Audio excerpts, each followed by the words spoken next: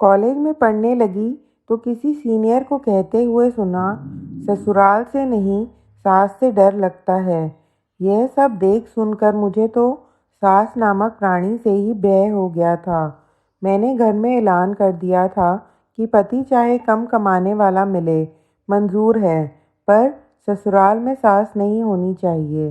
दादी ने मुझे समझाने की कोशिश की कि बेटी, सुखी ज़िंदगी के लिए सास का होना बहुत ज़रूरी होता है। पर मम्मी ने धीरे से बुदबुदाया कि चल, मेरी ना सही, तेरी मुराद तो पूरी हो जाए। शायद भगवान ने तरस खाकर मेरी सुन ली।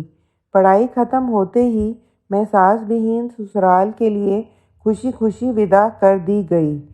विदाई के वक्त सारी सहेलियां मुझे बधाई दे रही थीं, यह कहते हुए कि हाय, कितनी लकी है तू, जो ससुराल में कोई झमेला ही नहीं, राज करेगी राज।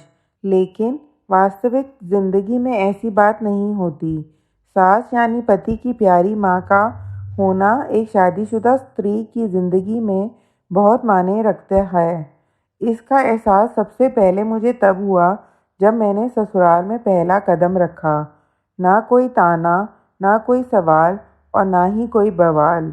सच पूछो तो कुछ मज़ा नहीं आया, क्योंकि सास से मिले वेलकम तानों के प्लॉट पर ही तो बहुएं भावी जीवन की बिल्डिंग तैयार करती हैं, जिसमें सासू माँ की शिकायत कर सहानुभूति बटोरना, आंखों से नीर बहा पति को ब्लैकमेल करना, देवर ननद को उनकी माँ के खिलाफ भड़काना, ससुर जी की लाडली बनकर सास को जलाना, या कहूँ और किससे कहूँ, अपना दुखड़ा। अगले दिन से ही पूरा घर संभालने की जिम्मेदारी अपने आप मेरे गले पड़ गई। ससुर जी ने चुपचाप चाबियों का गुच्छा थमा दिया मुझे। सखियों, वही चाबियों का गुच्छा जिसे पाने के लिए टीवी सीरियल्स में बहुओं को न जाने कितने पापड़ बेलने पड़ते हैं। कहते हैं ना कि मुफ्त में मिली चीज़ की कोई कद्र नहीं होती। बिल्कुल ठीक बात है।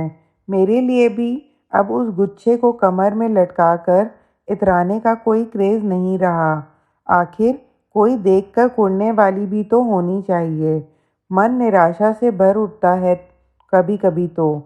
गुस्से और झल्लाहट में कभी बेस्वाद खाना बना दिया या किसी को कुछ उल्टा पुल्टा बोल दिया, तो भी कोई प्रतिक्रिया या मीन मेक निकालने वाला नहीं है इस घर में।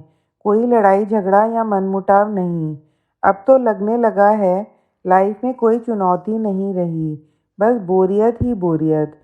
एक बार मोहल्ले की किसी महान नारी को यह कहते सुना था कि टीवी में सास बहू धारावाहिक देखने का अलग ही मज़ा है।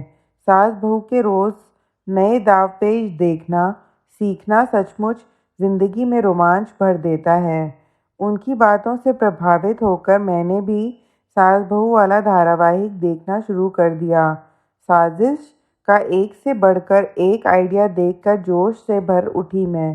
पर हाय री मेरी किस्मत, आजमाइश करूं तो किस पर। बहुत गुस्सा आया अपने आप पर। अपनी दादी की बात याद आने लगी मुझे। उन्होंने समझाने की कोशिश की थी कि बेटा, सास एक ऐसा जीव है जो बहू के जीवन रूपी स्वाद में चाट मसाले की भूमिका अदा करता है, जिससे पंगे लेकर ज़िंदगी जायकेदार बनाई जा सकती है। काश उस समय दादी की बात मान ली होती तो मजबूरन दिल को यह ना गाना पड़ता, ना कोई उमंग है, ना कोई तरंग है, मेरी ज़िंदगी है क्या, सास बिना बेरंग है। मायके जाने का भी दिल नहीं करता अब तो। क्या जाऊं, वहाँ बैठकर बहनें मम्मी से जहाँ अपनी अपनी सास का बखान करती रहती हैं, मुझे मजबूरन एक श्रोता बनकर सबकी बातें सुननी पड़ती। बड़ी दीदी बता रही थी कि कैसे उनकी सास ने एक दिन चाय में कम चीनी डालने पर टोका तो दूसरे दिन से किस तरह उनकी चाय में डबल चीनी मिलाकर उन्होंने उनका शुगर लेवल बढ़ा दिया। यह सब सुनकर मन में एक टीस सी उठती कि काश ऐसा सुनहरा मौका मुझे भी मिला होता। अब कल ही की बात है, मैं किटी पार्टी में गई थी। सारी सहेलियां गपशप में व्यस्त थीं। बात फिल्म फैशन से शुरू होकर पति, बच्चों और सास पर आ रुकी। बात खास सहेलियों की जाए तो पता चला कि सबने मिलकर व्हाट्सएप पर एक ग्रुप बना रखा है जिसका नाम है सासू माँ, जहाँ सास की तीखी बातें और उन्हें हराने के तरीके एक दूसरे को सेंड किए जाते हैं, जिससे बहुओं के दिल और दिमाग में दिन भर ताजगी बनी रहती है। पर मुझ जैसी नारी को उस ग्रुप से भी दूर रखा गया है, अछूत की तरह। पूछने पर कहती हैं कि ग्रुप का मेंबर बनने के लिए एक सास का होना बहुत ज़रूरी है। मजबूरन मन मसोस कर रह जाना पड़ा मुझे। अपनी की गई गलती पर पछता रही हूँ मैं।